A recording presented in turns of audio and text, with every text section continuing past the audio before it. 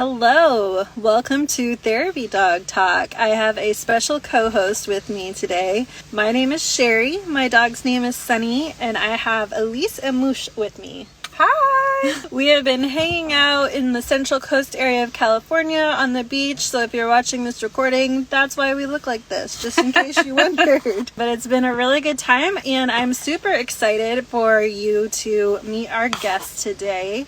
Hello. Hi! Hi! Hello! So we have 3 Alliance of Therapy dog handlers here. Oh, you're almost, right, Sunny? Yeah, we have started the process with Alliance, but I technically am not a handler.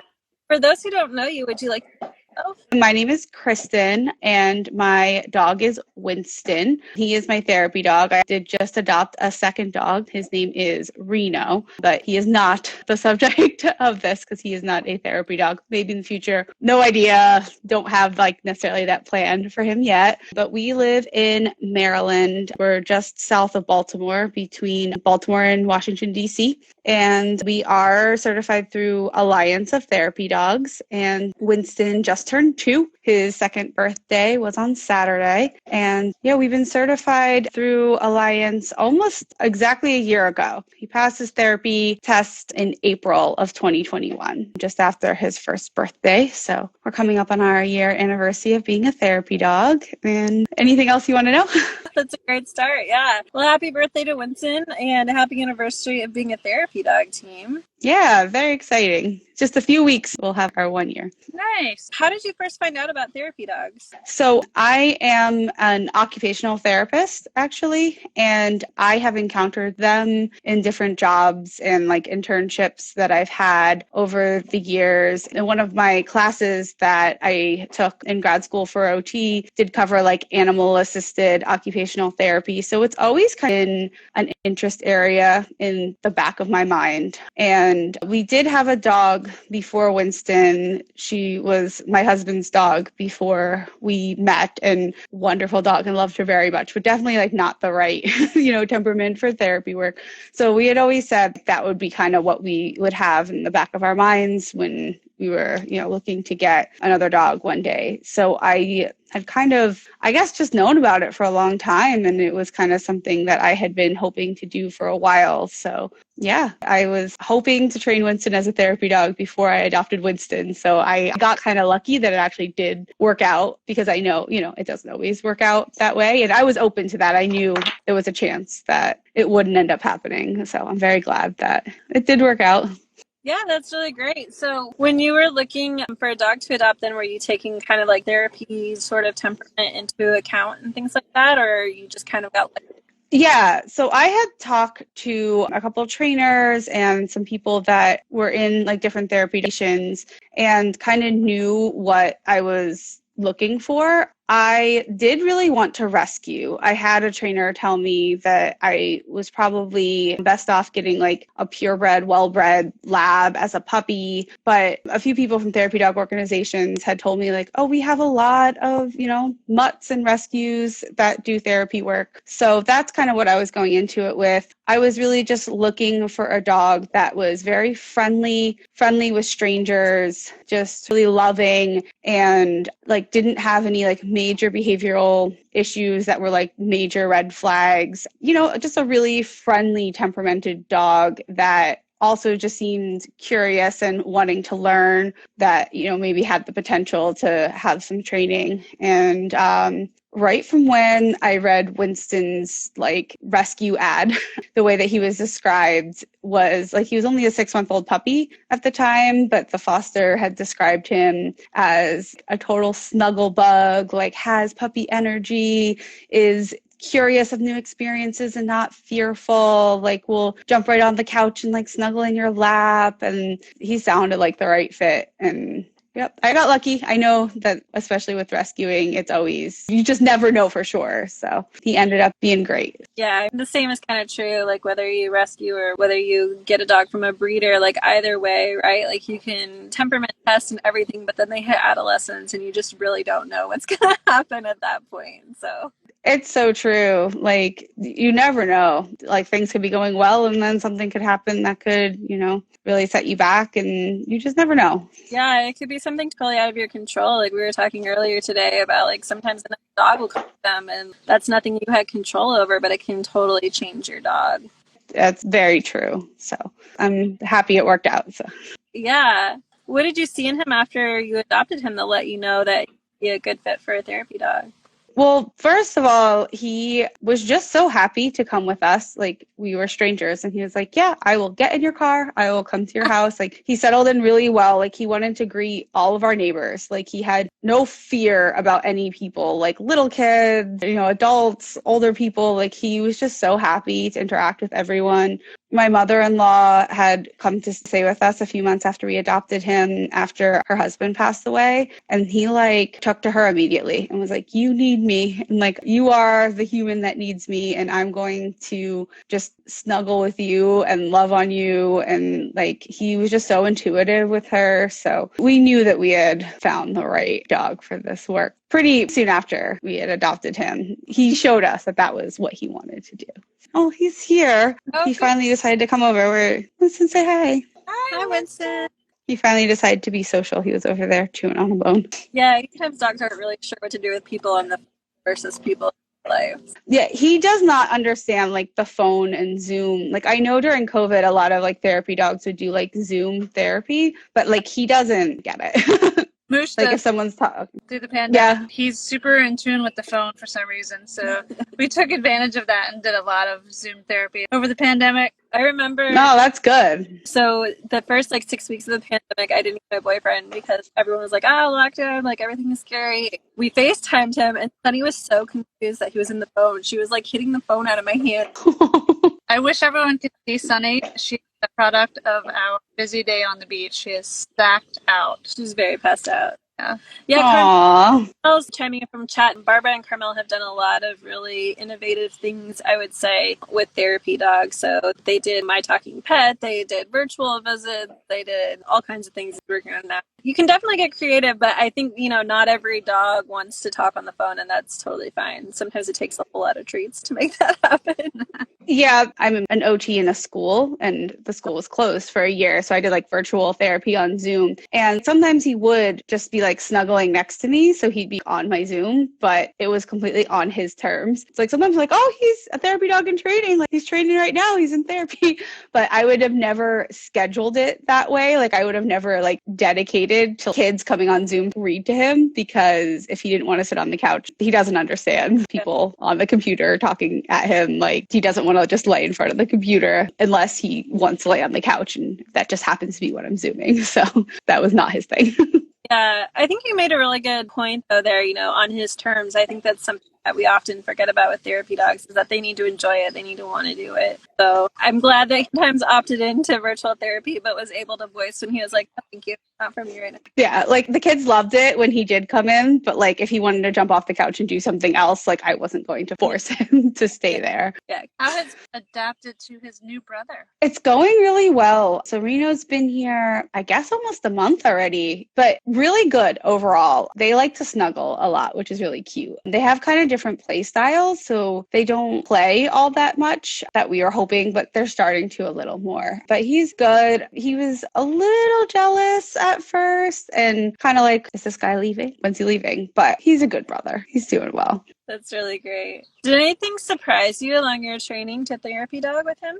I think it did surprise me how fast the process kind of went. And I do actually wonder if we did rush it a little bit, because I basically got him certified as soon as possible. I do kind of get that sometimes when I have a goal. And because we adopted him in October of 2020, I was working from home. So I just had a lot more time to spend training. And basically you have to have the dog for 6 months and they have to be a year old. And as soon as we basically hit that that. I was like, let's go. But the training went very well. I was confident. The trainer that we worked with was confident that he had all of the skills. But because he was so young and it went so fast, I am very careful about how much I do work him because he does have a slightly shorter attention span because he is younger. And one of the things that I love about Alliance of Therapy Dogs is that you do like set up your own visits. Yeah. So I'm able to only do like 1 hour visits, which for him right now, that's kind of perfect. He does not quite have the attention span. Like I can start to see him losing it a little bit at the end of the sessions. He starts to get a little tired. We usually do a hospital. Now Reno is squeaking a toy. So if you hear the squeaking in the background, I apologize.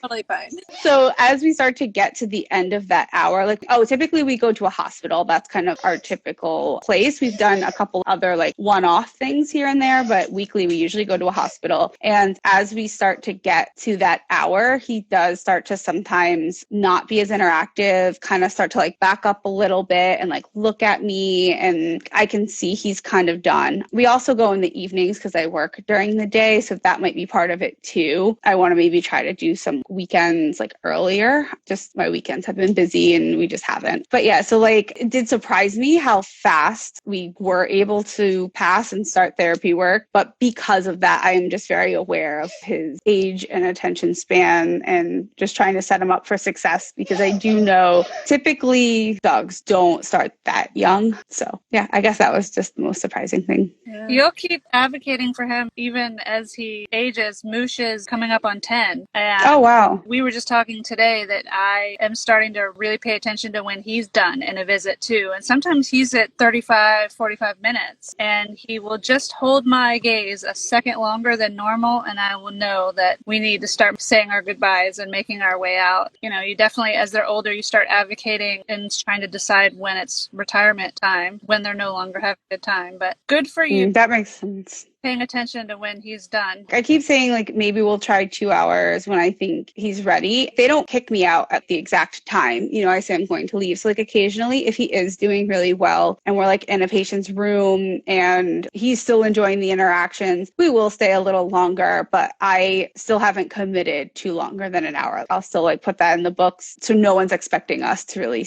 stay longer than that. And we have also left before that. If he's just having a really off night, I'm like, you know what? I think we're just going to call it a night and go home. Same. I just had a 5-minute visit when we have walked in and the temperature has been 90 plus degrees for the elder residents who appreciate that temperature. And I walk in with a double coated Aussie and we're like, Oh, wow. no can. That is good to hear. Like sometimes I feel like I need the reminder too, like it is okay if it's not a good day and you just have to bail. Yep, totally okay. Yeah, first and foremost, you're your dog's number one advocate. So, yeah. Kristin, what have you really enjoyed about therapy dog work? It's been really interesting just meeting so many different people that I would have never interacted with otherwise, like the patients and staff in the hospital, just, you know, people in my community that I would have never encountered. I, for some reason, never really thought about like my role as the member of the team, at least in like the volunteer therapy work sense. So like one day I would like to do, and I know we've talked about this, not on live, but like we've chatted about it, that I do want to do animal assisted occupational therapy one day. That's kind of our ultimate goal, but I do not think he is ready for that yet because that would involve likely an entire day of work. So that is definitely something that we'll work up to if I do feel like he is suited for that. So like I do think of the role of the handler in that sense if you're doing like animal assisted therapy, but in terms of just like the volunteer pet therapy, I didn't really think about myself. I thought about I'm just handling him, but like I'm in there too and everyone wants to talk to me too. And you know, the patients want to tell me about every dog they've ever met and the dogs they had growing up and the dogs they have at home and the dogs that their grandkids have. And they want to tell me sometimes how their treatments are going and like I have a role in it too. Obviously Winston's the star of the show, but I didn't really consider how much I would enjoy not only seeing him kind of do his thing and bring joy to everyone else, but that I would actually really enjoy interacting with everyone as well. So that was probably the biggest surprise to me. I love that. Remember to advocate for yourself as well, because we were also discussing today, sometimes it can be emotionally hard on you. And, not everyone in our lives know exactly what it's like to be a therapy dog handler and have these people kind of, sometimes spilling their guts to you. And so just remember to have some kind of outlet. Like for us, it's the beach directly after a visit. So Moosh can just go and be a dog and I can clear my head and let it roll off my back. But yeah, there are some days where it's not all happiness and, telling you about their dogs. And that's just part of the gig as a volunteer. But it's important to have some outlet for you afterwards to chill out so you don't get burned out. Yeah, that is a really good point. Sometimes you do see patients that are, really going through things, especially during this season of the world of COVID and, everything else going on. So that's some good advice. What about you? Do you have any advice for someone who's interested in becoming a therapy dog team? Yeah, I would definitely say just look into different organizations because they are all very different and it kind of depends on what you're looking for. People are really looking for a community interaction. A lot of the local organizations that we have, they have a weekly or like a monthly class that everyone needs to take and they go as like a big group and it's designated times and places. And like for some people, they would really love to do something like that. For me, someone that works full time and I'm also in school taking class. Like I have a lot of other things going on. So I really like the independence of Alliance of Therapy Dogs that I can kind of set up my own visits when I want to, but that's not necessarily what everyone's looking for. So, there's just so many different organizations that do it very differently. So kind of finding the right fit. And I know I have heard of people having bad experiences with different organizations. So maybe kind of just see what people are saying about experiences with different organizations. I will not call out any specific organization, but I do have some in the back of my head that I have heard not wonderful things about. So just do your research. The right thing is out there. If you have a specific place you want to visit, maybe ask them if they only work with a specific organization. Because like some places that I called to see if they want to visit so that they only work with like a specific one. If you have your heart set on like a specific hospital or something, maybe call them, see who they work with. So just really consider the organization when you're looking into it. Yeah, I think that's really good advice. For someone like yourself and me as well, who is wanting to work with their dog one day, that makes a difference in the organization. Some organizations don't have that possibility, so it definitely makes an impact. And Jared just chimed in and said, yes, do your research and see if you can shadow a team to understand what's involved in a visit. Yeah, that's good advice. And you did bring up something that I kind of forgot about too, which was one of the reasons we went with Alliance, is they do support you bringing your dog to work, which is one of our goals, and not all of them do. So Yeah. We came to Alliance as well for basically you're an independent contractor. Having worked in other more intensive organizations, when I moved to California, I looked for a national program that, at this point we could do our own thing. And at the same time, we suddenly have a small chapter here that we kind of, not necessarily a chapter, but a group of people who are certified by ATD. And we get together and do some group visits, which turns out to be good for people new to therapy dog work. But then, that's the beauty of ATD. You can go and do your own thing and not have to really report back to anyone or do anything too social if you don't want to. The freedom of ATD is really one of its main selling points. Yeah, but I mean, probably not for everyone though, right? Because like that was a little frustrating at first for me that I was completely on my own to find the places to visit. And I like asked ATD like, hey, do you know where people in my area are visiting? Like where accepts ATD? And they're like, no, we don't keep track of that. So we can try to put you in touch with other handlers. It was me just kind of cold calling places and sending out emails. And it was a little frustrating. And I was okay with that because I was very motivated to do it. But I could see someone getting discouraged by that if they had like something different in mind. So,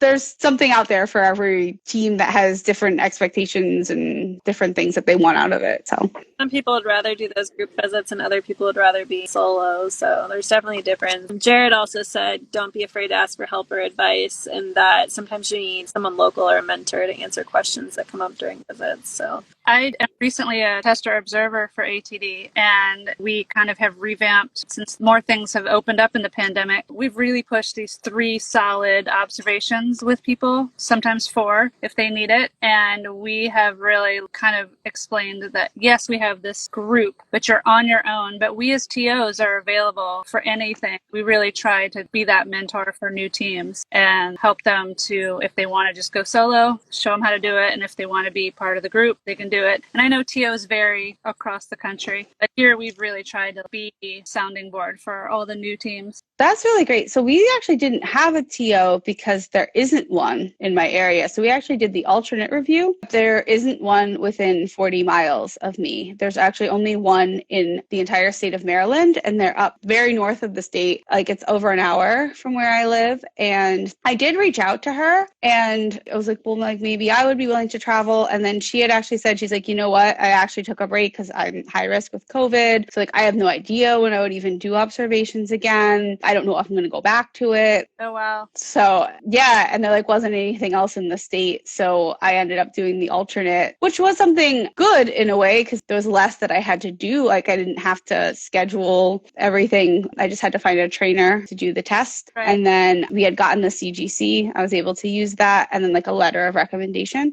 So like, in a way it was easier, but I didn't kind of have that guidance. So, you know, I guess that's something to consider too for people. If you are looking to do Alliance of Therapy Dogs, see if you have a tester observer in your area, or if you would have to go through the alternate review, because that could make a difference for you. You might not want to do the alternate review. You might want to have a little more mentorship. So yeah, totally. Kristin, I know we've been talking for a while, but I would love to get a chance to hear a bit about what you're doing with research on animal assisted therapy and children with autism. Yeah, I am a doctoral student right now in occupational science, and my research interest that I'm hoping to do my dissertation on is animal assisted therapy for children on the autism spectrum. So I've done a lot of preliminary literature kind of review type research on it. Last summer, I did like a synthesized review of all the research that's been out there on the subject. And unfortunately, there's actually not much formal research that has been done on it. There are like a lot of books that talk about it, but not like actual research studies. So I am hoping to do my dissertation on that. And if Winston is at the point that we are, you know, ready to do animal assisted OT, I would like to kind of structure my dissertation using him and kind of setting up some animal assisted OT with children on the autism spectrum and come up with ways to like measure the outcomes and measure how successful it is, try to develop protocols for it, because right now there are OTs using dogs in therapy, but there's not a ton of like protocol. Like, if you wanted to go use your dog in therapy, especially like with children with autism, like there's a little more out there, A, on horses, and B, on other settings, like kind of more like physical rehab settings. I don't know what the dogs are doing right now. Sorry if you hear them barking. But in terms of children on the autism spectrum, there's just not a ton of guidance out there. There's not a ton of people doing it. So kind of right now, my goals are to see everything that has been done and then try to see where I can kind of help add to the body of research to forward the profession in that direction and help provide guidance to other OTs that may want to use their dogs in therapy, specifically with that population. Did you have any other questions about it? I feel like that was kind of really general. Sorry. No, you're totally fine. I haven't looked so much into animal assisted therapy specifically with children with autism. I did find that book that I shared with you that I think was about, it was about animal assisted therapy with children with autism. So I've looked more into studies on how therapy dogs have impacted people. I know I found recently a couple of good studies that looked at therapy dogs in cancer patients and how it benefited patients as well as how it benefited the dogs. Like the dog's reaction. They actually studied to see if the dogs actually enjoyed it, which I thought was really cool. It was the same study. Oh, I like that. Yeah, they published like 2 different sides so that I knew how it impacted the people and how it impacted the dogs, which I think is really important. But no, I didn't have any specific questions, although Jared is asking at what age you would be targeting for children with autism. So I personally work with children of all age, 5 to 21, so like school age children. So if I were to use my job, which I don't honestly honestly know if I can, like, there's so many like ethics, and Yeah. I don't know if that will actually be the population I'm going to study, but that's where like my job is. So that's probably the age that I would study, but I will let you know more in like about a year when I have all the details ironed out, but most likely the whole 5 to 21 range. Well, I definitely look forward to keeping in touch with you and hear more about. Was there anything else that you wanted to share while you're here? I don't think so, unless anyone has any questions. You sent me to this. Oh, it looks so good. On this side it says Moosh. This is his therapy dog vest, and it helps I love it. with the elderly clientele because we're wearing masks and they can't hear us. And the number one question we're asked is, what's his name? And Moosh is a very hard name to say in general. He shows up with this and people just start yelling down the hall, my name is Moosh. Oh, I love it. Oh, I'm glad that I pointed you in the right direction. Yeah, his vest that has his name on it has also been very helpful for the same reason that like people can just read it. And we'll have people saying his name before I tell them his name. So that's nice. They're like, oh, this is Winston. So They're like celebrities. I do feel that way when we walk in the hospital. I know it's not me. It's all about him. But it is kind of nice how excited people get, you know? All right, Kristin, well, thank you so much for your time today. It was really great to get to know you a little bit more. And if anyone wants to follow your journey with Winston, they can find you at Winston _the Aussie _Coonhound, right? Woohoo! Yes, good job. It's such a long name. I have regrets, but I'm not changing it. Yeah, thank you so much for having me on. This was really fun. And I got the double host feature. So it was fun to hang out with both of you. All right, well, thank you so much. Have a great day, and make sure you say hi to Winston and Reno for us. I will. They are over there somewhere being very silly dogs. I will give them love from everyone. All right. Bye. Bye.